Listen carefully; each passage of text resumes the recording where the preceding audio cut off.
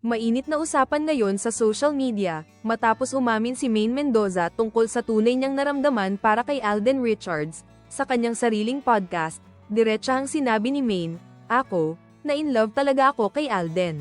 Isang revelasyong ikinagulat ng marami, lalo na ang mga Aldab fans. Pero hindi lahat natuwa. May mga netizens na bumatikos at nagsabing hindi na dapat binuksan muli ang isyong ito, lalo na't matagal nang tapos ang Aldab love team.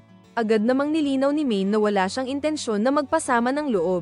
Aniya, "Wala akong gustong guluhin o saktan," tinanong ako, kaya sumagot ako. "Nag-share lang ako ng kwento." Dagdag pa ni Maine, bakit nga ba masama ang magsabi ng totoo? At bakit daw palaging kailangang pag-awayin ng babae at lalaki, sa halip na magkaunawaan? Ayon pa sa aktres, 10 taon na ang lumipas mula sa Aldab craze. Kaya sana, matuto na tayong mag-move forward, nang walang galit, at puno ng respeto.